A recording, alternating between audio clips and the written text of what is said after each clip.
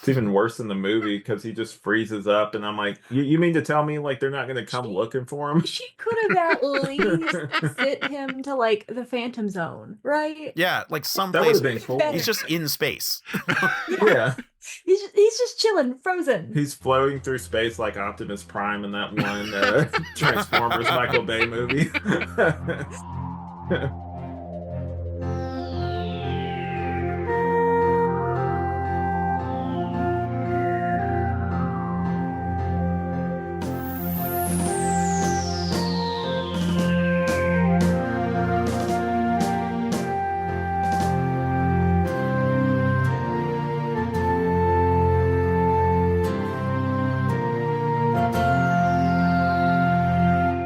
Hey everyone, and welcome back to the Men of Steel podcast. I'm Case Aiken, and as always, I'm joined by my co-host, J. Mike Folson. Hey, Case, what's up? Welcome back to the show, everybody. Welcome back indeed. We are welcoming back in this episode a character who, at the time when the story came out, had been missing from the DC universe for 15 years. Because today we are journeying back to the Geoff Loeb Superman Batman run from the early 2000s. To look at the second major story arc, we are looking at the Supergirl from Krypton and its adaptation, the Superman Batman Apocalypse animated movie. And to have that conversation, we are joined by Alex and Amanda from Night of the Batman. Hey guys, it's great to be on Case. Definitely part two of our little crossover we did before. Yeah. We were recently on talking about the Batman Superman Public Enemies arc over on your show. Yeah, great. Can't wait to get into it. Yeah, so that was a really fun one to revisit. Like I overall am pretty positive about that arc and about the movie. I think I've got nitpicks for both the comic and the movie, and they're different between them. But overall, I'm pretty positive about it. I'm leading this off because I do legitimately like a lot of Geoff Loeb Superman stuff. Huge fan of Superman for All Seasons. I really like his run with Ed McGuinness on the Superman main books. I just need to say that because I'm going to be a little negative about this comic, and I just don't want that to be my reputation whenever I'm talking about Geoff Loeb comics. All right. So before we get into any of anything about the actual nature of this book, which I think is mostly fine. I think it's just not a very complex story, and it's very decompressed. It didn't need to be 6 issues. Yeah. And I think that the actual story beats are a little bit just kind of like pick and choose your favorite things from the DC universe without necessarily having them really make a lot of sense. But there was a very well done version of this exact same story that came out about a year and a half before this in the then running Supergirl's book, the one with the Earthborn Angel who had previously been the Matrix entity Supergirl, where she encountered the Silver Age Supergirl in a story arc called Many Happy Returns. And I thought that was a really charming, well done version of literally this exact story where they do the Silver Age Supergirl story. And the fact that they came out so close together, and one was the last arc of the Supergirl book that had been existing, and then it got canceled, which I was like a little bitter about. And then they did the Sur-El thing, which didn't last for very long, and then straight into this. And like I said, this one just it just didn't feel as good. It wasn't as charming, and so I was always like a little bitter about that. That's my rant just to start off this conversation. We're starting off on the best foot so far. It's interesting that you say that because Geoff Loeb is kind of known for doing this, at least in stuff I've read. Like the Long Halloween, one of his biggest things, like, is basically just a retelling of Eye of the Beholder, which I've read that before, and I kind of prefer that. Oh, hot take, kind of prefer that over Long Halloween. So this isn't the first time he's kind of like taken another story and kind of put his own spin on it without necessarily maybe crediting the other creator, I guess. And look, I mean, they're both takes on the Silver Age Kara Zor-El being introduced to the DC world lore. Like, I don't think that they're like that this is a ripoff necessarily of it. It just irked me that it was so close where they're like, oh, we did the story with the Silver Age Supergirl, and then we decided to cancel that book. and instead and they could have just done it there, and instead of this whole like, well, we're going to bring in Wonder Woman and we're going to bring in Darkseid and we're going to make it this huge event where Harbinger dies. Yeah. Am I the only one who thought the entire thing kind of felt a little anticlimactic, like while reading it? Yes. Also, Yeah. there, like she dies, but it doesn't feel like she really is dead. Yeah. Like, and like Darkseid doesn't feel like he's really defeated at the end of this whole story. Like, because he's just gonna come back. Spoilers. Yeah, it was I definitely got my thoughts. Overall, I would say like kind of like I said before with these books, they feel like, well, Jeff Loeb's also known for making blockbusters, so this definitely does feel like a blockbuster, and a lot of it is like the story is kind of really thin, but like a lot of what you get is like the back and forth dialogue and like the chemistry of the characters. I was not to go too far into the movie, I was kind of missing that at the beginning of the movie though, with the back and forth, like where he's talking to Superman and he's like saying like, don't make me talk to Lois. He's like, you're really gonna bring my wife into this? Like I missed that whole like back and forth. Yeah, them being on thing, comms was a nice touch there that they omitted in the movie. Yeah, like Loeb does have a good like voice for Superman and Batman, like both in terms of their inner monologues and then like their banter. Like their banter was really strong in the previous arc that we looked at as well. So I do agree that's a good that is a selling point for this book.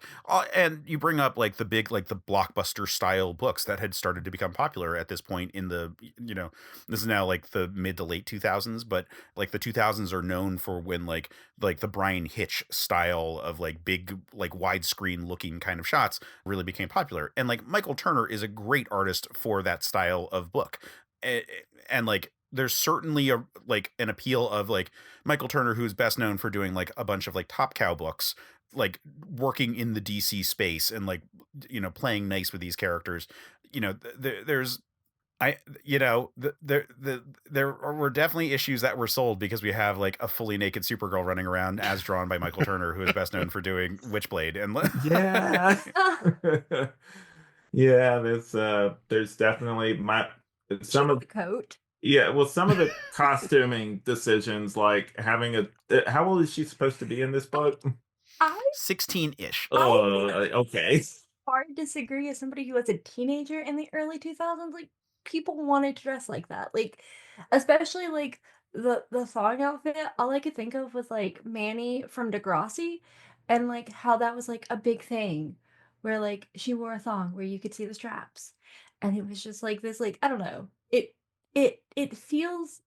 I think the style, like the clothing choices in the book, felt much more like authentic to the time. And I thought that they looked better than the clothing choices in the movie. And I understand teenager, but also teenagers dress like that. I do miss Matrix Bruce Wayne, because there's a point where he has his hair slicked back in the leather jacket. And I'm like, man, you could really tell he saw the Matrix like recently. Regardless of like your opinions of the fashions, they are of a very specific time, like when this whole thing comes out. Definitely. Like I all right, so I remember when this came out, and like I had just graduated college, like a couple of years out at this point. Like I think I had just moved to New York when like these changes were happening with Supergirl, and so I remember having this thought process of being like, oh, I'm officially too old for the like what the design of the character is supposed to be. Like I'm officially in the ballpark where like this isn't supposed to be for me, because I remember being like slightly bothered by it all, and I think that like legitimately like some of that is just like, yes, I had crossed that barrier where I was like 22 or 23 and just was like, yep, the 16-year-old character, like she shouldn't dress that way, and had that thought process. I don't think it's inauthentic. I do question it for the character of Supergirl, because Supergirl's supposed to be a bit of a moral paragon, and it is, I don't know, it's risque outfits. Like, are you saying that in order to be moral, you have to dress modestly? No, I know. It's such a complicated thing to have a conversation about. Like, it's not real. Okay, so it's not moral, but modesty tends to be a characterization of Supergirls in general. And so like just her personality type doesn't quite match like the aesthetics of the character as presented here. But that said, I realize that like I really like the animated series design, which also features like a crop top design. So like it's entirely just like they're drawing it specifically for a male gaze kind of style in this book. And so like it can't you like me being like at the point where I was starting to be like trying to distance myself from sexual arousal from by way of comics, because like when you're a teenager Yeah. and you're like, you know, Yeah. like and trying to like not have that be like a primary factor. I remember this being the like the first point in like comics where I was like icked by a decision Yeah. in a book. That's all I'm getting at there. And for the record, like I'm not like a prude or anything. Like it's like if it's age, my thing is just age appropriate for me. Like there's a scene where Bart is like in like a towel, and I'm like I'm cool with that because like Bart is like an adult and everything, so like it's a different kind of thing, Yeah. you know. But like it feels like you're sexualizing like a teenager to me, and that's where I was kind of like kind of vibes with it. Right? Like it's like Yeah. it's not necessarily inauthentic, but it is male gazy as fuck. Yeah. Yeah. Yeah. Yeah. That's my only thing. I Yeah. just thought the clothes were cute. I don't think it's inauthentic, and I think that the outfits were like very fashionable for the time that they came out. It's just also like it was like exactly in that window that like 5 years earlier or 5 years later like just was very different fashion from this. Yeah, it definitely made me nostalgic in places like I was telling you earlier on Messenger, or not Messenger, whatever the thing's called. But anyway, Yeah, the Instagram DMs that we were Mhm.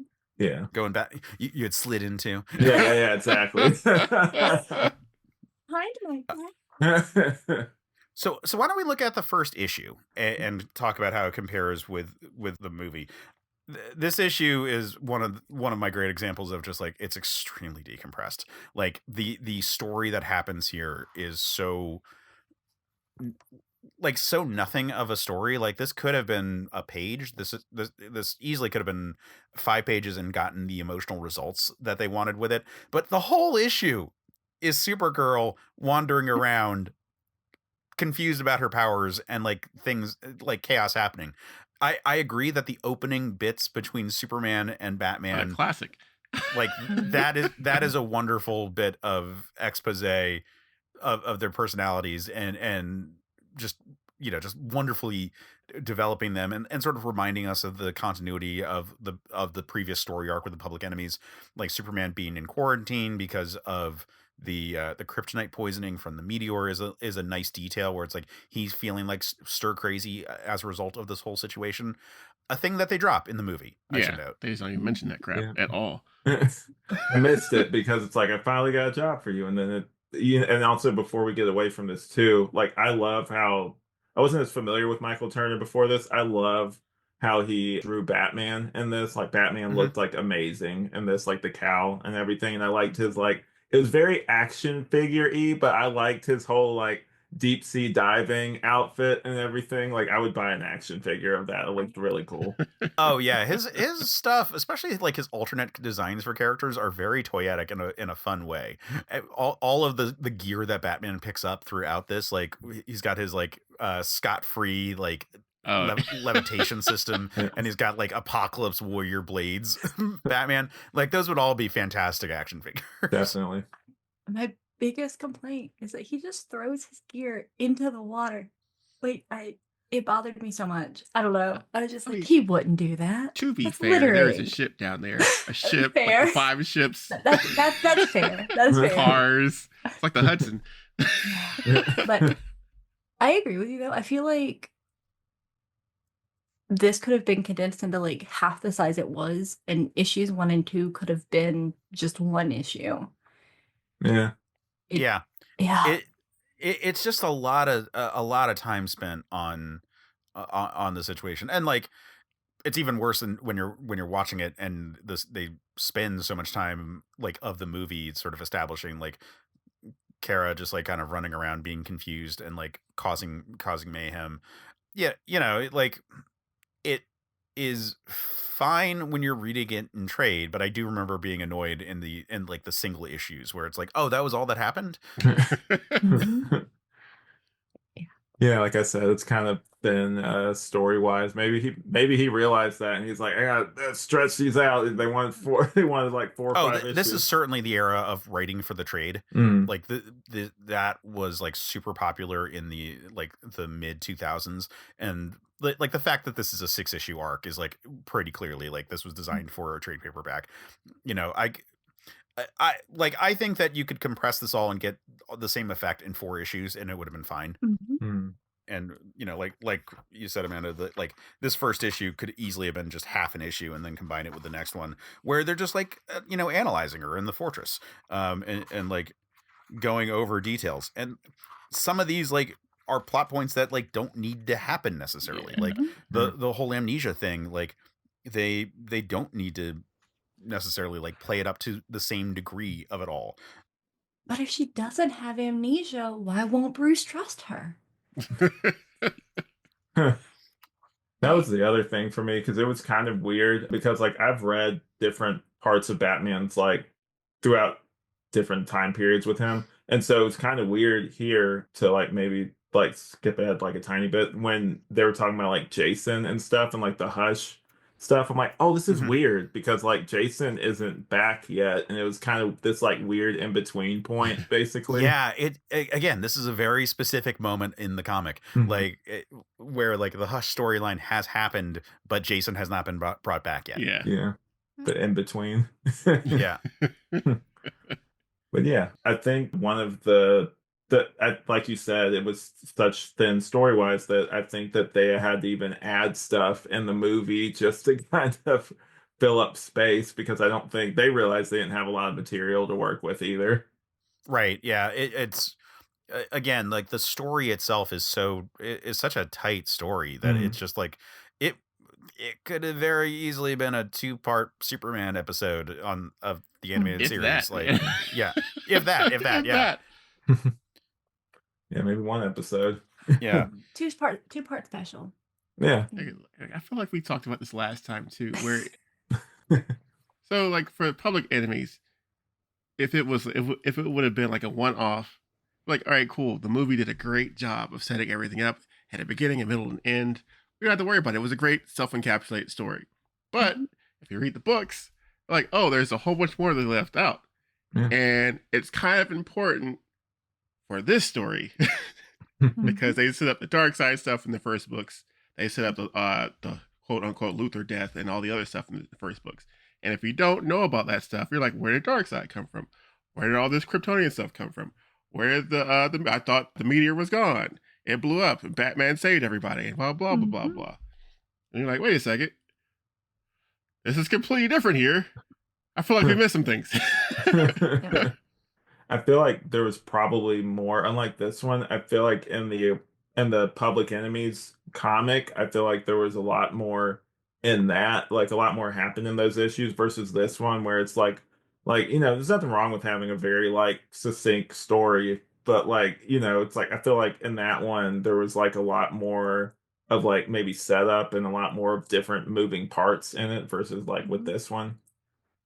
Yeah, I would describe Loeb's writing style on the Batman Superman book specifically as being like, and this then happens, and then this happens, and then this happens style of writing.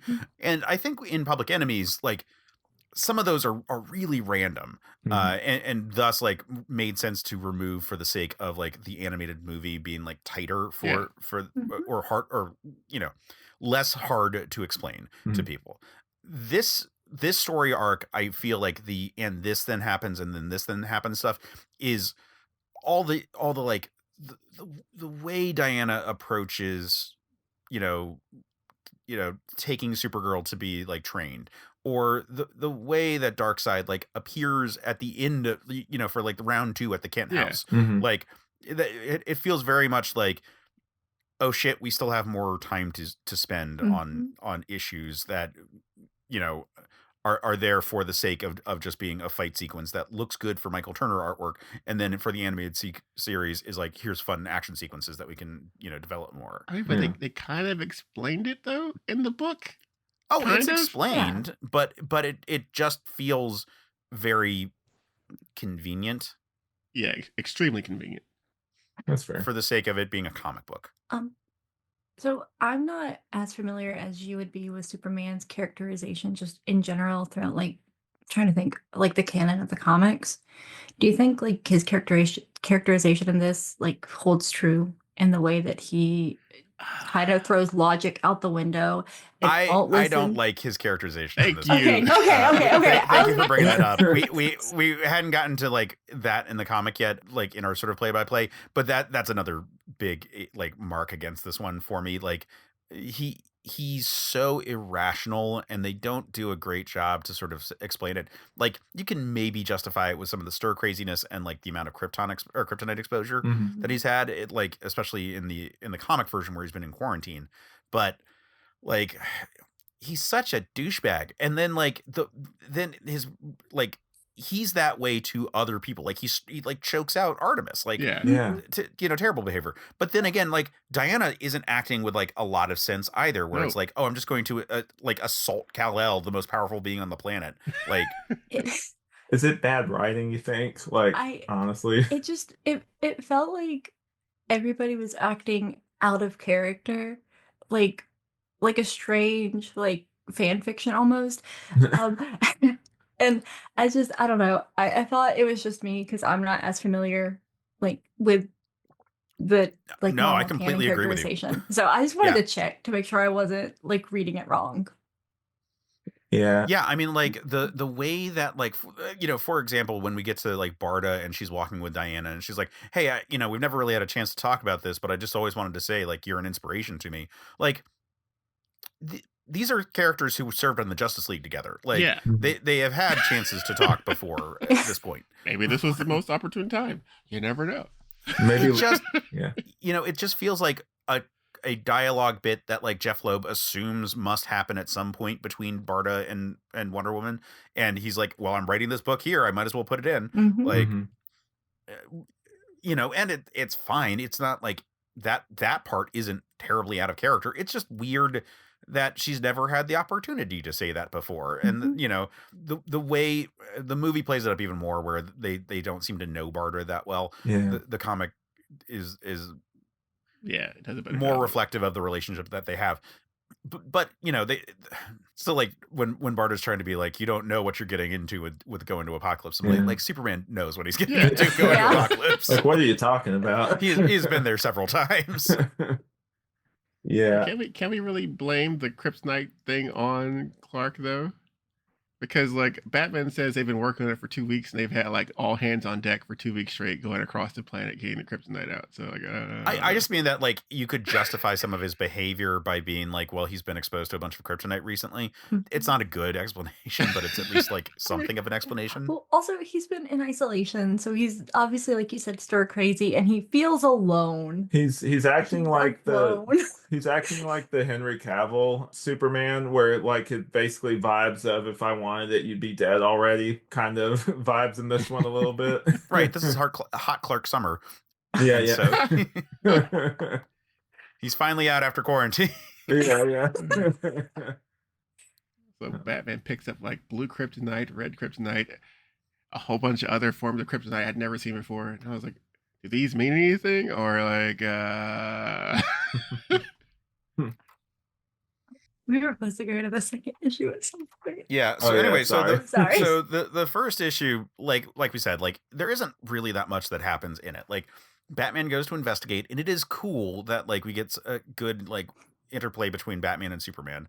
He finds a ship underwater, and while he's studying it, a person climbs into his Batboat and is able to pilot it away, which is like, Batman, aren't you more prepared than that? Like that's such a weird detail. Yeah, it's fine. He's probably just left the hatch open or something. It's like security measures. What are those? Maybe he just assumes nobody's gonna mess with like the Batboat. He's just like it's Batman. I mean, yeah, it's- exactly. he's right next to Gotham. Like he's got to assume that like somebody's gonna be like, "Oh, what's this?" and like all Batman stuff. Just jump in there. Here's the thing that like gets me there. So I've got this book of like 5-minute DC comic stories that I read to my daughter periodically.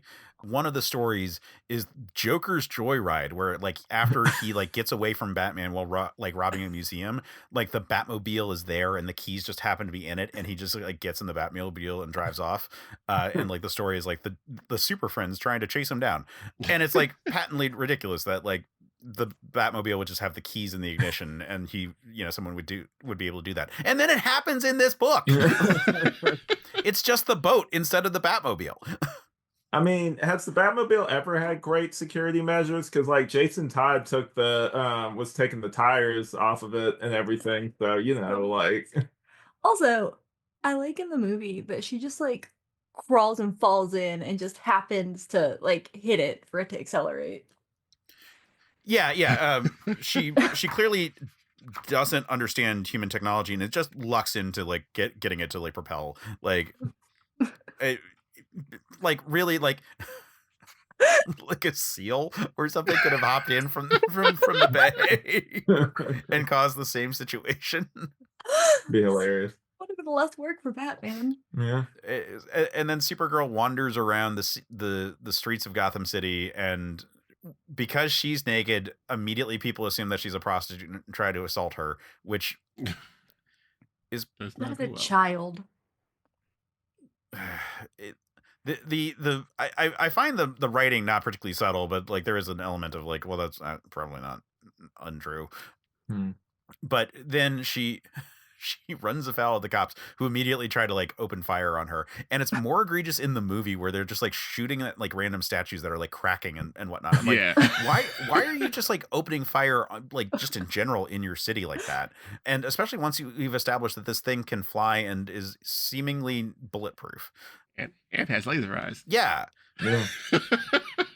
Like, we're all familiar with superheroes at this point. Like, this is a world full of them. Drivers are like, same powers as Superman. Wouldn't you assume? Yeah. Kryptonian. Like, we're assuming a lot about like the civilians of maybe like a lot of them, like, people in real life, I feel like aren't that aware or educated about certain things. So maybe you got like one or two people. It's like, I don't know. I'm just saying that the forced response by the police officers is kind of fucked up. Like they go heavy real quick in a way that causes a lot of collateral damage, regardless of if she was or wasn't bulletproof. But she clearly establishes herself as bulletproof very early on. Anyway, so Batman tries to intervene. She flies off, and it causes a blimp to blow up. So Superman like comes out of his quarantine to stop that. So he gets an action scene for him. Then Batman approaches Kara with kryptonite to knock her out. When she wakes up in the Batcave being scanned, she doesn't take this very well and tries to escape. And that's when Superman intervenes and speaks to her in Kryptonian. And we establish like, oh shit, you're my cousin. Yeah. I just want to say that in the movie, Batman is holding like a 15-pound chunk of kryptonite in his hands, and I was like, "Where the hell did he get that from?" He just pulls out. I was like, "Here you go, kid. Go to sleep." In the book, it's much smaller, but like the movie is it's massive. Yeah, that's a good point. Yeah, and he's much more explicitly getting it from like the kryptonite that like fell in the bay from in the comic. Yeah, it's weird. Yeah, like there are like, I feel like also like arbitrary changes in this that I noticed. Like some things where I'm like, why did you change that? Like throughout, like there's just like I don't know, sometimes when they're adapting stuff, they'll just like move locations of things. Like, because this, like you said, is like so to the T for the most part of like what the original comic is. But I feel like they make like weird location changes, or sometimes just add stuff that doesn't necessarily need to be there. Like at one point, skipping ahead, at Apocalypse, they're going through Barda and her going through a sewer or something for some reason, and then they're getting to the Gladiator area, and I'm like, why did you have that? Like, you could have just had like one for one, like they're going through a tunnel. Like this movie seems set up to have like fight scenes, basically. Don't get me wrong, the comic definitely has that, but it seems like a lot more like you compared it kind of to like a silent movie at the beginning, because there's like basically almost no dialogue. It's a lot of visuals and like action scenes, and like it's minimal on some of the the dialogue in it, I feel like. It also felt like the scene with Kara going through Gotham was like drawn out in the movie. Like it felt much longer than it needed to be. Yes, Yes. yes. Like it's noticeably long in the comic, and the movie makes it even longer because we spend a lot of time watching all of the sequences of her kind of flying awkwardly into things. You know, it's not just a panel of cops opening fire, it's like a really drawn out sequence of the cops like shooting things. It's so decompressed. Like it's this is such an egregious example of that. But the next issue picks up with her in the Fortress of Solitude being studied more, and it plays pretty similarly between this and the movie. Generally speaking, Batman expresses that he is distrustful of her, while Superman is immediately like, I trust her completely. And that's when Kara runs in and is being chased by Krypto the Superdog, which is an interesting wrinkle in this whole situation, because this is a version of Krypto that has some anger issues specifically. It's a version that was introduced in the Jeff Loeb, Ed McGuinness era of Superman run, and is a recent introduction to the Superman lore of the comic book period, and has an issue where he attacks a person and is scary because he's a super dog. So him being scary and like not trusting Kara is not completely out of character for this Krypto, but it does feel weird when Krypto the super dog doesn't trust you. Yeah. It's definitely not the one that we grew up with, the animated Krypto the Superdog, where he talks. I'm actually looking at the complete series over here of that on DVD. I was kind of thinking about that when we were watching it today, and then obviously like the new movie, but I'm like, yeah, like he's like, I guess it's realistic, I guess, because he would be territorial of like his like, area and like the fortress, because like it's Fortress of Solitude, no one's there. So like it would be one of those things where maybe he's just very like guarded with stuff. Yeah, go ahead. Well, that's the thing. And in both versions, Clark does comment that like Krypto doesn't like anyone. That like Krypto is very like protective of the fortress, and that like protective of him. Yeah. So I mean, if it's pre-established that Krypto's angry and I don't like that aggressive, characterization though. Like, Superman's dog should be nice. Like it should be like Right. the one in Superman, at least from what we've seen in the teaser, where like he seems like just like a happy dog, basically. I feel like Krypto's a super dog, and he should be able to sense that Kara's like his people. Yeah. I don't know. That's what I want. It's to That's not what I generate. got. Unlike a good story, like it's kind of like, it's not like bad storytelling necessarily, but it's like it's written to generate conflict, not necessarily like some characters are acting out of character just to generate like drama and conflict where normally there wouldn't be much, basically. I feel like I think that like Batman in this scene was really interesting too. Just because he and like it's commented on in the book, but he's the one who's used to like taking in kids and being a dad. And so for him to be like have so many guards up against like child felt a little weird. And I understand that she has superpowers, but even so, like this was kind of how Batman was written. Batman used to be written to be kind of an asshole in the early 2000s. Yep. Basically, like that was kind of his characterization around that time, to be fair. Yeah. But like, I don't know, even Superman comments on it. He's just like, he's the one who's a dad. Well, they even I think like we were mentioning earlier where like he choked like who was it again? It was Artemis. Artemis? Oh no, Artemis. that's Superman who does that. Yeah, Superman chokes Artemis. Yeah, my bad. Superman, and they tone that down in the movie where he just grabs her, and like the line doesn't make sense because he's like, you look like you were about to like Snap her neck, snap her neck, and I was just like, he just grabbed her arm. What are you talking about? That was a weird, like they should have changed that dialogue maybe. It was a really weird fight because you could, like, if you know anything about Kryptonians, that sword wasn't going to do diddly squat. So I was like, why is he like, oh no, my cousin's in such mortal danger. Well, hang on. We're about to get to that whole sequence. Sorry. Let's hit the beats that are in issue 2, because again, not a lot happens in each of these individual issues. So Batman doesn't trust Kara, and they establish that at great lengths. They force Kara to like go through her memories of Krypton exploding, and it's in these like fractured pieces. Then we cut over to the female Furies of Apocalypse, and we've got Granny Goodness and then her Furies going at what appears to be Angela from Marvel Comics and previously from like Spawn Comics. Yeah. I think it's just a nod in terms of design, but it's this unnamed woman who, or not unnamed, but like this prospective candidate for the Furies who gets wiped out. Called Precious? Yeah, Precious. Right, Precious, yeah. Yeah. I think you have a name somewhere in there. I was surprised at how brutal the fight is in the movie. Like, they don't show the fatal wound, but they do show like a ton of blood coming off of her. Yeah.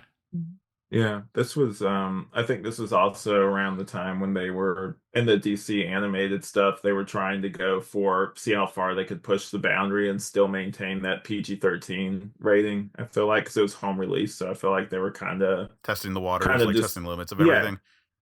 exactly. This is like another example of them like decompressing it, because you don't really see the fight scene in the comic. But it's No, really no. pronounced, or like it's really prolonged in the movie. Yeah.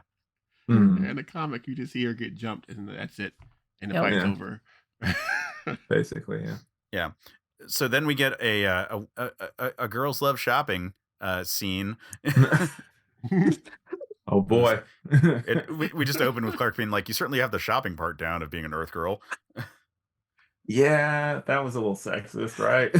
I mean, like, sure, look, like retail therapy is a thing, and they have they just have a really long sequence of it in the movie of just like, here's a shopping montage for Supergirl.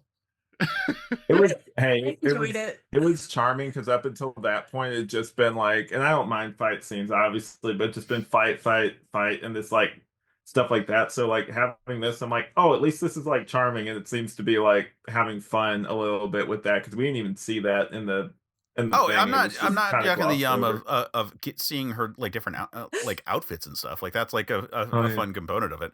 I'm just noting that in the comic, like the line is like kind of a Sexist. a little bit. Yeah. Yeah. I picked I've up on already that got my too. guards up when it comes to a Michael Turner book. so like, when things happen, I'm just like on the lookout for it. But this is where we get the aforementioned Matrix Batman, where rather than going with like a matchless Malone or something like that, it's just like extremely slicked back Bruce Wayne with tiny sunglasses at night. Yeah. In my head, I'm just like, maybe he has like a readout or something, like in the sunglasses, maybe, or something, like to make an excuse for how he looks like a douche, basically walking around at night with some sunglasses. We do get an exchange that I really like, which is when they come across the statue of Superman, Kara goes into how it's like, oh, this is why your disguise works, because like they see you as so much larger than life that they would never even imagine you standing right in front of them in like mortal clothes. And I think that's like a good analysis of the public perception of Superman. Mhm. Definitely. And then we get them all attacked, and it's supposed to be a fake out where you think this might be the female Furies, but it's actually Wonder Woman and the Amazons. And the comic doesn't spend much time on that fake out, because like it's very clearly Artemis and it's very clearly Harbinger very early on. But the movie spends a little bit more time trying to make you think that like, oh, this is the female Furies. Like, for example, like Wonder Woman's lasso doesn't glow when it happens, so you think it might be Yeah. Lashina. Mhm. Just in there for the sake of that. Yeah. But I find this approach to conflict resolution so bewildering, I guess, is like my whole thing. Like in the movie, like Wonder Woman has this whole like thing of being about like, you see how when we attacked her, like she causes so much collateral damage. Imagine if this was the daytime and there were children. It's like, well, yeah, but like they're like, I don't think you need to make that point that dramatically. Like, I think you could have just been No. like, hey, like we have an island of sister who, thanks to the purple ray, all have super strength. Like, we could, train your girl and have her like be like safe and protected while we do so, and that would give her a place to go and have like, a sorority effectively. Like, I feel like Superman would be down for something like that. It's not like he has to like be physically super close to her all the time. He's Superman. He can hear things and he can get to her instantly whenever he wants. Definitely. So obviously I listened to your podcast and I hear this mention of this purple ray every time. Can you explain to me the purple ray? All right. So I'm being facetious in terms of in the comic at this time, the purple ray is not a factor, but the purple ray is a bit of super science that the Amazons had pre-crisis that was used in the creation of Donna Troy by way of siphoning off the strength of all the Amazons to infuse Donna Troy with that strength. And basically it's like, it's a panacea kind of beam that can do whatever healing or like augmentation it needs whenever it happens to be required.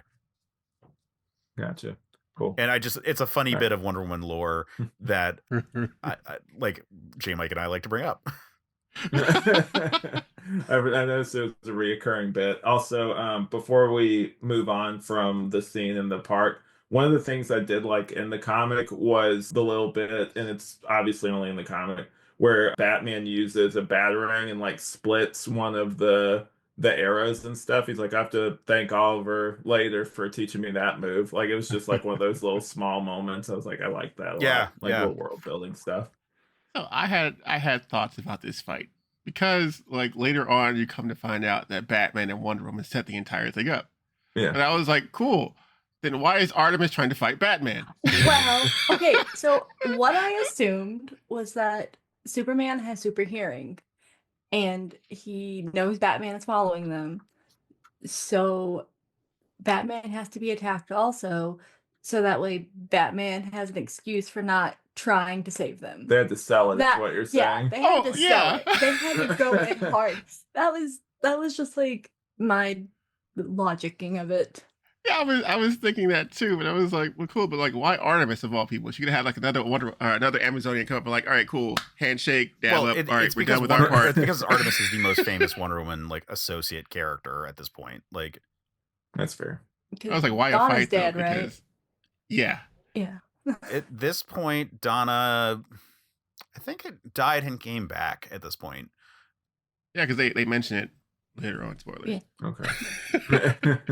Spoilers. They mentioned her when they mentioned Jason, so I just...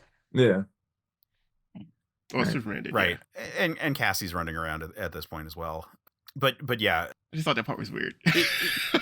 I think that it works to have a rationalization, but it is a rationalization. I think that the movie actually does a slightly better job of Batman just showing up being like, she's right. Side note, we haven't actually talked about the voice cast of this movie, which we probably should, because we got Tim Daly and Kevin Conroy reprising their roles from the animated series. So that's pretty awesome. We also have Ed Asner reprising his role as Granny Goodness. That was amazing. Yeah. I hate it. That's all I'm gonna say is I hate it. I mean, but like the main cast are the same ones from like the Justice League animated series. So like I was like, cool, they're all back. But I was like, wait, was that really Ed Asner? I loved it. It's such a weird choice, but like that's why I kind of like it. It's because it's such a weird choice. Well, but then you get Andre Braugher as Darkseid, so I was like, that was not good. I didn't like that Darkseid voice. Like, it was rushed. Like a lot of his lines were like he was rushing through it sometimes. I need more instead of bass. taking his time with it. Yeah. If they had brought back voices. Michael Ironside, it would be a wonderful full cast reunion at that point. Definitely. Can we take a second to just admire how cute they drew Kara in the movie? I couldn't get over the button nose. I thought it was adorable, and I talked about it like 3 times during the movie to him. I was like, about how adorable she is. Like that. Yes. That is the razor edge that they have to do with Supergirl design, where she has to be adorable and also like hot. Like they have to like find a way for it to not be like egregious in any one direction. Like they have to like perfectly nail this like, oh, like she's like this all-American girl of your dreams like kind of character, and they do a pretty good job in terms of her design. Obviously Michael Turner makes her like it probably doesn't get the balance quite right and goes a little too sexy, but that's just what you expect when you're dealing with a Michael Turner book. What you're in for. Yeah. Anyway, so Wonder Woman at the end of the second issue is just like, I'm taking her. And then we cut over into the next issue where she is doing a training fight with Artemis, and you get to see like everyone kind of floating around. Now, I want to bring up the fact that Harbinger is here, because Harbinger being around surprised me at the time, and I was like sure that she must have been doing something big in the interim after Crisis on Infinite Earths. And as far as I can tell, no, she wasn't. She basically was hanging out on Terra and hasn't had like a bunch of big stuff, and then like legitimately meets her fate here, and that's her story. Yeah. Like that, like she was around for Crisis on Infinite Earths as a major character, and then was around for this particular side story of Batman, Superman, and this is where she meets her fate, and like that's it for the character, which is so weird. Like she feels like she should be a bigger character than all that. Yeah. The only It felt like she was only used as a misdirect too. Right, Like, because she happens to be blonde. well, in the movie. yeah. In there. Well, But in the book too, because the only other thing I'd seen her in before this was there was like a series with I call it the D-listers of DC Comics, where she was like part of this group, and they fought Snowflame, who, if people don't know who that is, it's the cocaine is my god villain. Yeah, so that's the last thing I had seen her in before this. God damn it. Yeah. Anyway, so while this training fight is happening, we get this whole like Superman is just super irrational. He like steps into the middle of the fight to like break it up when Artemis like looks like she's going to attack Kara with a sword, and he like chokes her out in the comic. In the movie, he just like grabs her arm, and then as we noted, like the dialogue is like, you looked like you were gonna break her neck, which makes more sense when he's choking her out than when he's just grabbing her arm. So yeah, like this movie's a little too 1-to-1 at some points, while making small adjustments in ways that they don't think about the domino effects of like how 1-to-1 they're being. Yeah, for the record, I appreciate that they kind of toned down his aggressiveness, because I'm like, dude, like I get it. You're like, you only got your dog, and that's basically it. But like, you gotta like ease up a little bit, man. Yeah, he's so aggressive. He's got Superboy.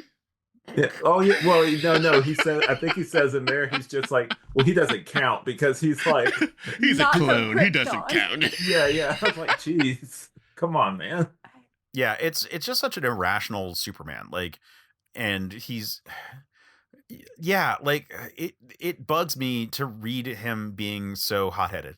Like it just doesn't like feel like Superman for a good chunk of this, and it feels like it is that way so that we can have any drama whatsoever, so that this can be a full issue. Yeah.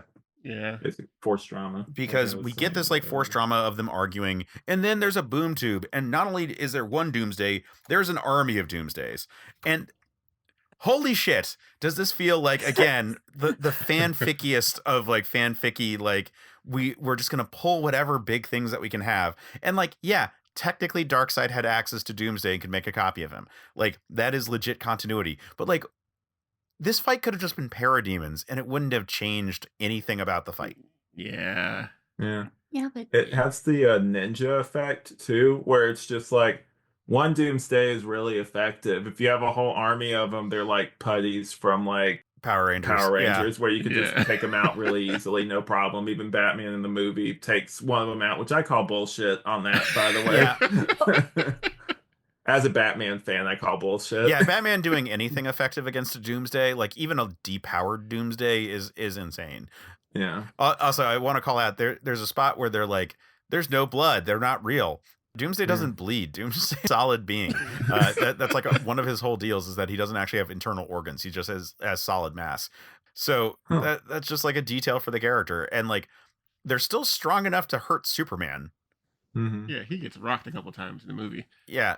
So that means that like Batman shouldn't have a chance, and most of the Amazons shouldn't either. Yeah, there should be a lot more casualties, basically. I did like seeing Batman wield a battle axe, though. That part is cool. Again, like I think that if this had been parademons, it would have been the same stakes and like less unbelievable. Although it would be kind of fucked up for Superman to incinerate them all with his heat vision at the I end. mean, So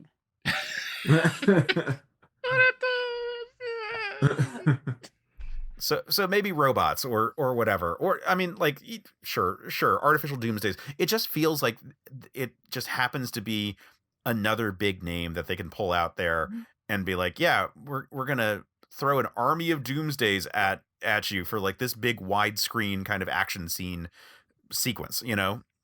Mhm. Like it's there. It's a prolonged action sequence that is like supposed to be a cover for the Furies attacking and taking Kara and killing Harbinger. Like a toy commercial. I also feel like the movie really missed an opportunity, like where we watched the fight with the Doomsdays, but they could have like easily switched up, and so like we could have sort of had. Why am I forgetting the literary term for this? We could have had like dramatic irony where we like knew what was going on and we knew that they were taking Kara, and then watch them like figure that out. And then they didn't do that. It played out the same way the comics did, which I think would have been more interesting for them to swap perspectives. Yeah, that's fair. Yeah. I would have preferred. Yeah, because again, the comic just feels very much like, and then this, and then this, Yeah. and like one of those is like, oh, and Kara's dead. Oh, it's not Kara, it's actually a Harbinger. Okay, cool. Yeah. What would have happened if they had fought Darkseid here first? Like Darkseid appears and the Furies appear where Kara is, and Darkseid's like, I'm just here for the girl, get out of my way, and like have the big fight with him while everyone's focused on him. They forget about Kara completely. That would work too. Yeah. And then he just kind of disappears on his own, and they're like, This wait. bores me. Yeah. Yeah. So the next issue picks up, and this is one where they don't say the name of the character soon enough for the character to have no clear identifying marks about who she is in the comic version of it. So we are introduced to Big Barda, but at first it's just a woman in a towel, and because like you don't have like Diana or Superman like being dwarfed by her because they're not in the same frame together. You don't have like that visual cue until like you're like 2 pages in when like they're in the same shot together and they're like, oh, that's Big Barda. Okay, cool. I liked that actually.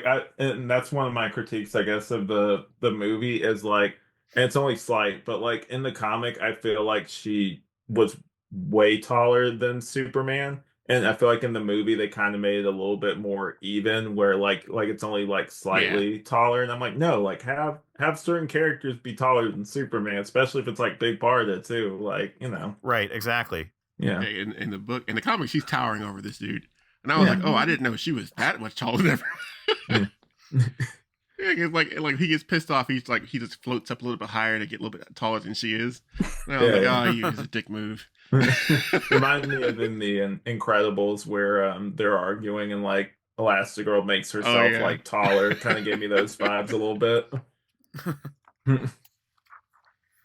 So they approach Barda and they convince her to open up a boom tube to Apocalypse so that they can go after Kara. In both the movie and in the comic, she insists on going with them because she fucking hates Apocalypse, and any chance to like go after Darkseid and like fuck up his shit, she's gonna do it because that's one of her character deals. And the fact that they think that she wouldn't is just like more dialogue for the sake of dialogue. Yeah. These characters, like they are old established allies at this point. Like the back and forth sometimes is like, no, that makes sense if they were new friends, but in this scenario, like, no, they've been Justice Leaguers together. Like they're gonna, like, she was gonna help them and she was gonna come with them, and that was always how it was gonna play out. Like they know that. Yeah, and even there's like another like little small thing that I preferred in the comic where like with like Mr. Miracle's stuff, like Batman just goes and just like opens it up, and in the movie it's much more like I think she does it or something. Yeah, she right? opens it up so that he's not like just like going through her apartment or through her house and like finding like the button to like open up his like secret panels. Yeah. And I like Yeah, it depends on which you prefer. Like if you prefer a Batman who respects personal boundaries, then the movie is better. If you prefer a Batman who doesn't and will just like open up people's shit, then the comic is It better. makes him seem more clever in the comic, I think, too. It was more I more would of a agree on that one, detective move to just go and Yeah. open it up. Oh yeah, for sure. Everyone's just having an argument out in the back, in the front, in the foreground, and he's in the background, like, "Oh, what does this button do? Oh, what's this over here? Oh, I found this stuff. I need to borrow this really quickly." Batman just breaking and entering everywhere. Yeah. This is also where we get that big argument between the Trinity, where Superman is like, "Yo, we wouldn't have this whole thing if it was Jason Todd or Donna Troy," and everyone's like, "Ooh, That was such a dick move. I feel like there are some things you just don't say to people who are supposed to be your best friend. Yeah. Like, they're so combative in this arc. Like it doesn't make sense. what happened to the bros from the last movie, the last arc, where they were just trying to save the world together because they're besties? What happened to that? Well, now his cousin's here, so everything's different, I guess, because he's acting like a teenager in this, where he's like, "You just don't understand, Bruce." It's like, come on, man. It's like ridiculous. Yeah. So they invade Apocalypse, the dark death planet of the evil gods of Kirby's fourth world. And they break up into teams. So Diana and Barda go to in the comic they just like walk through like a hallway and then end up in this gladiatorial arena. In the movie they walk through this like sewer before they get to it, and like it's like coming in from underneath. Meanwhile Batman takes like some flight gear and like goes to try to find what are they called, like what is it, hellspawn, not hellspawns, they're called the damn it, I was laughing about this earlier. Hellspores. Yeah, there you go. Yep. So Batman finds those in order to like set up a bomb situation where he can be holding a dead man switch over Darkseid. Meanwhile, Superman goes to confront Kara directly. Yeah, like where do we want to start? Like the Barda Diana versus the female Furies fight, I guess makes the most sense. Yeah, sure. Yeah. Yeah, so this is just a chance to have like good action sequences between a lot of scary women. Like they are cool and powerful with like a lot of different tricks. Like the different female Furies all have like their own fighting styles. Like Lashina lashes you and like Stompina stomps on you. And Mad Harriet will fuck you up because crazy beats big every time. It's like He-Man villains, basically, like kind of with the name theming and everything. Yep. So apparently, and I'm pretty sure this is apocryphal, but there's this story that the Corman Masters of the Universe movie from the 80s was originally conceived of as being a fourth world movie. Really? Yeah. Nice. And you can like see it. Like it's like, I mean, they're such archetypal characters anyway that you could see Orion stepping in for He-Man and like Skeletor being replaced by Darkseid. Like it would all make sense. Yeah, definitely. In that one, don't they have a character called Evil Lynn or something like that? Like, isn't that what the character, speaking of like the name theming thing? Oh yeah, I mean, like the He-Man villains are all like so on the nose. Yeah. And they would have been all in New York. They wouldn't have been able to. It would have been like how He-Man was, where it'd be like 2 seconds of like Apocalypse, and then like the rest of it set in like New York or Metropolis. Oh yeah. If that movie had been set as that way, yeah, it would be pretty much the movie that we got, where it's like set in like the suburbs, where everyone thinks that like alien technology is Japanese, because it was the 80s, and that was where people were at. But Courtney Cox, pre-Friends, is one of the main characters in it. Oh yeah. I did not know she did anything pre-Friends other than the Bruce Springsteen music video. So. Oh yeah. Yep. It's fun. It's her and then the guy who plays Tom Paris on Star Trek Voyager are like the two main human characters in the movie. Like it's actually a rather fun, cute movie where they clearly run out of budget and for the final scene and the special effects just like go out the window for the last like 20 minutes of the movie. But it's a fun romp, and if you like fourth world kind of stuff, and if you like this kind of stuff, I would say worth checking out.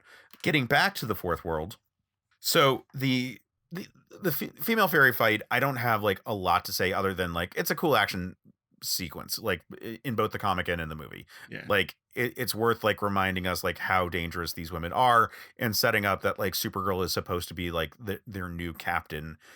As the plan indicates like how dangerous she is. So cutting over to the Superman going to face directly against Darkseid and Kara. So she's mind controlled already when he arrives. And she's in her like outfit of evil, which is, man, Leia-ish. the Leia-ish, but the shot in the comic that introduces her where she's got like ass out, but also like, you know, twisted in such a way to like show her like chest at the same time. It's, you know, it's the most egregious cheesecake kind of like artistry that you see of the period. In the immediate next panel, she's like turned because no one could be in that pose and have like a realistic conversation. Yeah, I noticed that too. There's no defense for that costume choice. Nope. No. There's also like a moment like earlier with like Artemis 2 where like she's wearing that costume and literally like one of the word panels is like on her like bare leg, basically. Like, yeah, that was kind of it's product of its time. I feel like. Yep. And again, not strictly trying to yuck the yums of it. Like there was a period where this was the art style that like definitely got me to buy a comic book, but it's just, you know. It's a thing. Yeah. So anyway, Kara is like completely mind controlled already. And so with Superman trying to like take her, she's like fights back being like, no, I am here for Darkseid.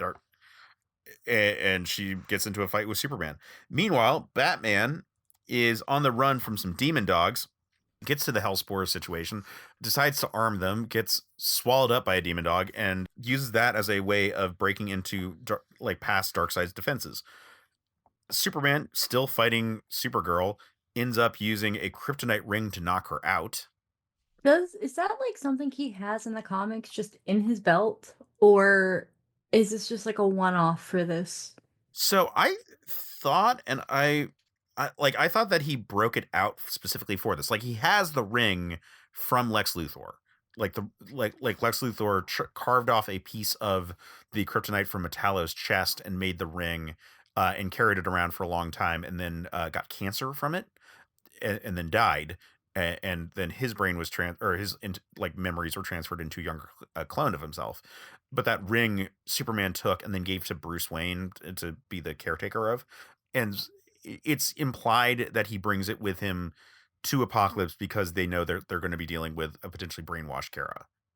Okay. Yeah, and just like a side thing. And this is only because like I'm a big Smallville fan. I liked how they depicted when he put the ring on, like all the veins and stuff that popped out, because that reminded me of in there too. It's really cool. It's very body horror. Yeah. I like when they do that, more like a visual kind of representation, or like in My Adventures where like crystals start growing out of them, which I think might be kind of like the Silver Age possibly, or I've seen that somewhere before. Well, Silver Age, he would just like turn green. But yeah, the crystal design in My Adventures is a great way of representing like the poisonous nature of kryptonite. Yeah, definitely. Anyway, so Batman confronts Darkseid and is like, hey, I have the launch codes for your Hellspores. And he reads off like a code that is way too simple for what actually would have been like real like encryptions. But either way, it's sufficient for the scene. And Darkseid's like, if you weren't just a regular human, I would not call your bluff, but because humans are so goddamn gross, I'm gonna believe you. I think that's great because I feel like out of the Trinity, Batman is the one least likely to kill someone, especially like in normal comic continuity. So to me, that was funny. Yeah.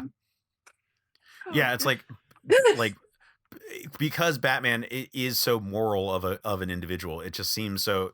It's so funny that like Darkseid is like, ugh, you're a human. Ugh, you might actually do it. You kill each other to win, stuff like that. I'm like, Yeah. bro, what do you do? I just found it hilarious that like he's trying to punch Darkseid and Darkseid's like, ooh, the pain. And all of a sudden he gets like pissed off because he's like, yeah, if you don't listen, I'm gonna blow up the planet. And Darkseid's like, the switch flips and he's like, you dare? Yeah, he gets really angry. Loses his cool a little bit. And I was like, oh, that's awesome. Yeah. And then Batman gets his shit pushed in. Yeah. He's just a man. Yeah. Yeah. No purple ray for him. Yeah. He's had so many opportunities to have superpowers, and like it's always because the status quo is king that he just doesn't have superpowers. Like Batman. I don't need it.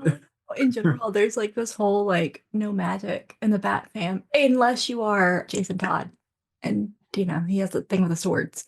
But yeah, so Batman doesn't do magic. He doesn't do superpowers. He's just his superpower is being a billionaire. It's his willpower. Wait, no, it's Green Lantern. It's something like that. Yeah. Anyway, so because Batman does a Batman gambit successfully, Darkseid submits and says that he's not going to come after Supergirl. So we then get like Kara in recovery, and in the comic, she dons the Supergirl outfit and flies around in it. In the movie, they just go to the Kent farm. Either way, they go to the Kent farm, and Darkseid attacks, and apparently in the comic destroys Supergirl with a shot of the Omega beams that she jumps in the way of, and instead of Clark. The movie is a much more drawn out fight that involves both Supergirl and Superman. Mm-hmm. Either way, when we got to this point in the story, I just was like, what the fuck is the point of this fight? It's just a fight for the sake of extending the story. Like it the same way that like the first issue was just like, oh, we spent this whole time just to get to the conclusion of being like, this is Kara Zor-El, she's my cousin from Krypton. Like Darkseid just showing up at the Kent farm to have like a punch with everyone and punch for a bit, and then like not have like really the stakes change in a meaningful way for anyone at the end of it all is just like decompression for the sake of being like, oh fuck, we needed one more issue. Well, I mean, Case, you get like more Kirby stuff, and then Superman throws him into the source wall. What do you mean? I preferred the one because like in the comic, at least she had like the whole heroic like quote unquote heroic sacrifice moment, and then like he pushed him in there. In the movie, it's much more just like, oh, he's not gonna bother anybody, and obviously we see what happens later. But like at first, before I knew that was gonna happen, I'm like, he just went into a boom tube, guys. He can always just come back. Like, what are you talking about? Like, you're not done with him. Yeah. Exactly. Like either way, the stakes of it, because like this doesn't feel like the book where Darkseid gets taken out of action for real, you know? Mm-hmm. Like this is a big blockbustery kind of book, but like the stakes don't feel, as Amanda pointed out, like they don't feel very like high in this all. Like Darkseid being like taken out of action feels like, well, until you need him again. Yeah. You know, it doesn't feel like it's a matter that's going to really matter for anything. It just felt like a big convoluted story of Supergirl's self-discovery, because like that's what it was. Yeah. And I feel like there are better ways to tell that story. I can't think of any off the top of my head, but there are better ways to tell that story. My Adventures with Superman, season 2. Yes. Yeah. That's more Dragon Ball. Yeah. and like that's, I think, worth bringing up, because while I think that this story is like a very decompressed take where like some of the characters are a little out of character enough where it irked me, not enough where it ruins the story for me kind of levels, this story casts a big shadow on the nature of Supergirl going forward. This is the modern reintroduction of the character post-crisis, years and years later, like to the point where this is almost to the New 52 timeline in terms of like the revisions that are going on. But this sets the stage for Supergirl to be older than Clark Mm-hmm. as a base idea. It sets the stage for her to have hidden darkness within her, potentially. Definitely for her to be potentially more powerful, at least in some regards, than Superman. Yeah, because Batman hints at that in the movie. Mm-hmm. He starts talking about her cellular structure and things and how her light absorption is better than Clark's. Right, and never in the mentioned comic it they in the talk comic. about how she's absorbed more light by way of the like the sunbeam that was like Yeah. set up in her rocket. Mhm. Yeah, that was like a whole like thing that they teased out for like a year or so in like her book when she like actually got one after this one, which was ultimately like I think they settled on her being faster than Superman, but him being stronger than her, which is the usual kind of trade-off that they do. I remember distinctly like a confrontation where he was like, I've always been more powerful than you. I've just let you think you were more powerful than me, because some writer had to retcon something at some point about it all, because we can't have Supergirl being more powerful than Superman. Like that is crazy, says editorial. Yeah. Are we kind of going towards the end? Because I do have a rant for the Go end of it. rant Cool. away, please. So awesome. Anyway, so one of the things that bugged me, so like they come back in the comic, I loved when they came back and like the Justice League was over there like fixing the house, and like you had Martian Manhunter with like a hammer and nail, and like the Flash was fixing stuff. That was so charming. That was great.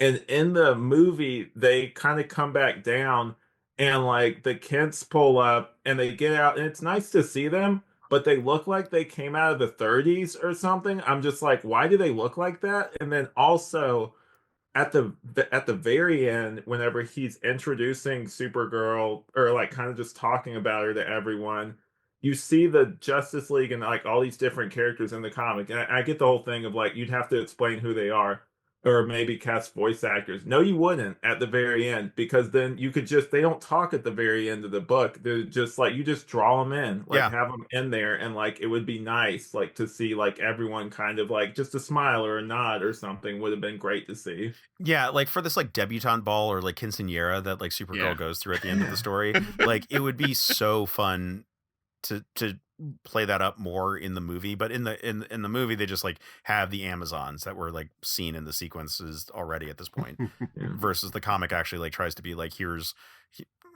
all the super teams that were popular at the time, and setting up like possible stories for like what will happen when Supergirl gets her own book. Yeah. Mhm. And that was my thing. It's just like it was so great just seeing the League show up and help fix the place too. I'm like, even though like Martian Manhunter, you could probably be doing more than just like a hammer and like a nail. Like you have like superpowers, but like it was charming to see that, I guess. Like, I don't know. Yeah, it was very nice to see the League helping fix things. Meanwhile, it was very funny seeing the Kent farm fall apart as they show up. So I'm not sure which version of the scene I prefer, but like it is definitely like a charming element of like, oh yeah, the team's all here. We're gonna replace your tractor, and we're gonna fix your farm and your house and all that detail. I think it just kind of like emphasized like the community that the Justice League is, and how like Clark isn't alone anymore, and that he was never actually alone. Yeah. Definitely. But you're right, it was funny when the Kents walk up and their house just collapses. Right, and they're exactly. Like that's and then Yeah. Kara picking up Jonathan. Oh yeah, I did like that. That love was cute. Yeah. actually. I'm a good pounder. Yeah, I was like, what? Oh man. It's kind of funny how like even at the end, like the last fight in the comics, Clark can't stop being a dick because Wonder Woman literally shows up at the last scene to like do her little bracer thing and deflect the Omega beams, and Clark flings her out of the barn.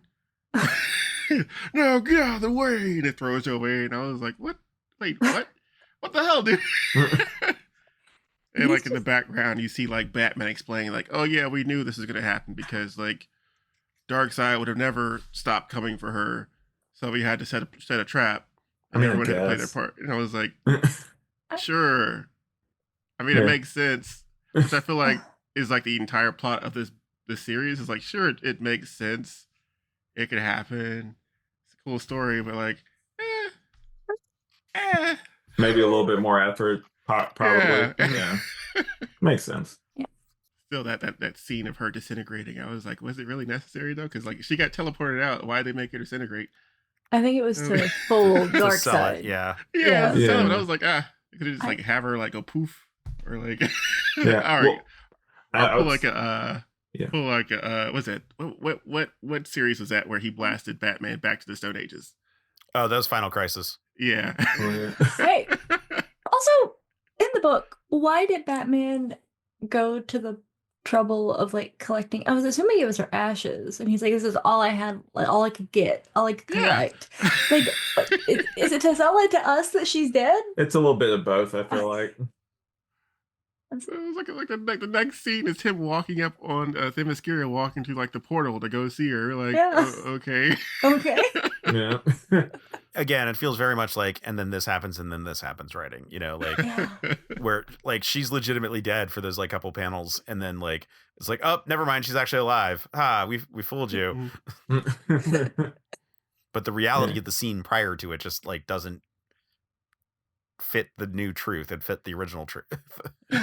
Yeah. It's kind of like a gotcha moment where it's just like, I mean, like the one you took the extra step, the one was enough. Like just the disintegrating, you didn't have to go the extra step of being like, I collected the ashes. Like Right. I get you. It's like, yeah, it's too much. Yeah, it's not like Darkseid has like spies everywhere that same way. Yeah, it's What do you mean, Case? Darkseid's dead. He got thrown into the source wall. right. That's Exactly. right. He's never ever coming back. No one No. comes back from the Nope, source nope, wall, nope. Case.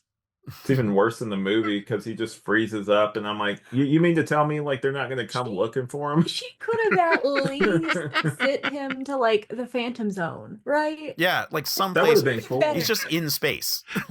Yeah, He's just chilling, frozen. he's floating through space like Optimus Prime in that one Transformers Michael Bay movie.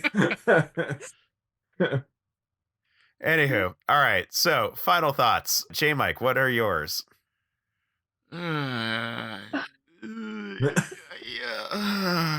Yeah, like you said at the beginning, this is very mid. Like it was again, Public Enemies was just like, oh man, this is a great buddy team up, chemistry, storylines, great. Oh, and then it's like a couple of steps down, and you're like, I mean, it works, but it could have been better. But I mean, it's a movie. Yeah, it works. It's just so Yeah. decompressed. Like it just they spend too much time on all of it. Yeah, that right there. Yeah. Perfectly. In terms of had you read this before? Or, I know you'd seen the movie, but had you read the actual comics beforehand? I'd read half of them. I had never gotten to the end because I was just like, I'll finish this another time, you know? Yeah. And I got to the end and I was like, yeah, I see why. I was like, yeah, I'll come back and finish this later. Yeah, this was a tale case. This was a tale. And we can say that we read it now. And we can move on. You can definitely say that. Fair. All right, Alex, Amanda, do you have final thoughts? Sure. You want to go first and then me? If you had to pick one, read the comic instead of watch the movie. Yeah, that's basically where I'm at too. Um, Oh, sorry. I don't know. It's not the best comic I've read. It's not the worst comic I've read. It's So- mid. It's mid. It's Very mid. mid. It's mid. You know, it didn't make me. I didn't get viscerally angry, so that's a plus. That's happened before. She's referencing Scott Snyder, Core of the Owls thing. She loves Scott Snyder, but like when she had to flip the book one time, she got angry about it because for some reason she didn't like that she had to turn it upside down. And go back in our episodes and check that one out. But so I really liked the comic. The movie was good. The art style, like some of the stuff was good. I wish that there was more dialogue. It just felt like punch, punch, punch the movie, basically. Yeah, like I prefer the comic. Like if you're gonna check out one, check out the comic. And hey, great news. There's barely any dialogue in it. So you'll probably be able to breeze through it in about like 30 minutes, depending on how quickly you read. But yeah, like the movie's good too. It's like a companion piece. If you want to check it out, you can check it out just to hear, voices from like Batman and Superman, just to hear them together, like for that element of it. But other than that, like if you miss the movie, you ain't really missing much, to me personally. That is fair. Yeah. Yeah, I don't want to be like infinitely negative about at this. It's mid. If this had been a 4-issue story, I think it would have been just a way tighter, better experience. Like it's just a little too decompressed. And then the movie does the great sin of making it even more decompressed because they have to fit a 90-minute runtime on what is not 90 minutes of story. It's just not. Like, Yeah. This could have been a short. It's the finest fine thing. It's just fine. right. Yeah. It's fine. There's good repartee between Batman and Superman. Like the art is good in the comic, and they do an interesting job like replicating that in the animated movie Mhm. with a really classic voice acting team. So that's all, fine there. It's just it's too long for the story that we get. Like it's a decompressed version of the original Supergirl from Krypton story, which was an issue of Superman. And I'll bet you there was a backup story. Yeah.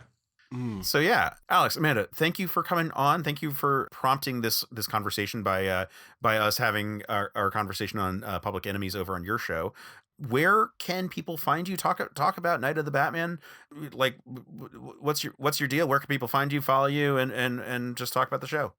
Nice. So, Night of the Batman, like you mentioned, you can find us on Spotify, iTunes, and I think we're on a few other platforms. We also are on Instagram if you want to check out our official page. We also have Flashbacks, a Flash Rewatch podcast. It's a episode by episode rewatch of the CW Flash show. We have an episode coming up soon where we're going to do the Vixen animated movie. We're going to try to find the series, but it's not available on streaming literally anywhere. So like they combined it into a movie. So that's what we're going to review. And then we also have Tangential Exchange. Me and my friend get drunk and kind of just make each other laugh. And then what means a movie review thing. And then you had a new podcast that you wanted to plug as well. Oh, yeah. My cousin and I recently started doing a Gilmore Girls review podcast. So, if Oh, anybody, fun! yeah, Nice. yeah. We're called the Review More Girls. It's reviewmore.girls on Instagram. There's a link to our Spotify in the Instagram bio. Yeah. And I Excellent. edit that one. So yeah, great stuff. Yeah. All right, we will have to get links from you for all of that to put in our show notes.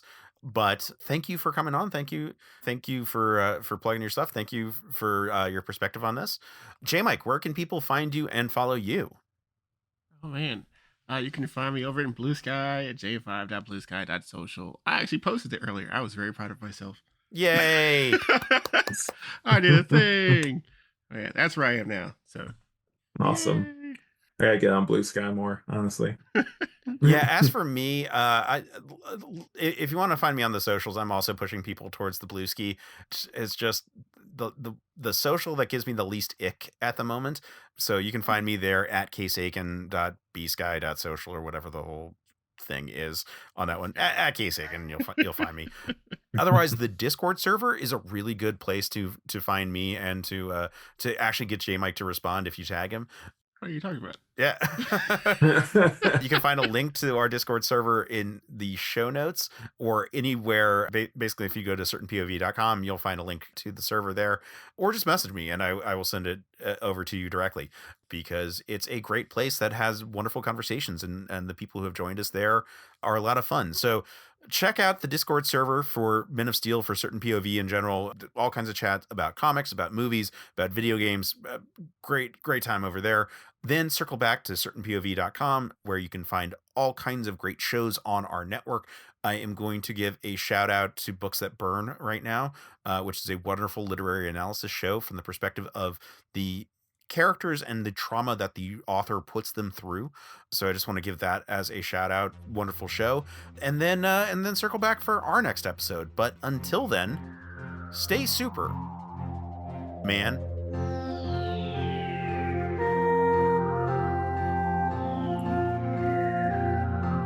Men of Steel is a Certain POV production.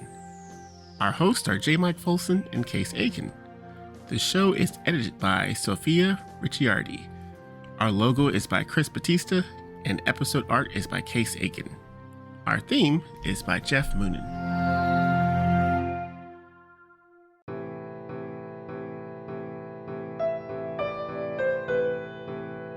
Are you tired of watching your beloved characters being tortured by careless authors? Are you sick of feeling like they could have swapped out all of the painful action and the plot would remain untouched? Subscribe to Books That Burn, the fortnightly book review podcast focusing on fictional depictions of trauma. We assume that the characters' reactions are reasonable and focus on how badly or well they were served by their authors. Join us for our minor character spotlights, main character discussions, and favorite non-traumatic things in the dark books we love. Find us on Spotify, iTunes, Google Play, or wherever you get your podcasts. CPOV. CertainPOV.com.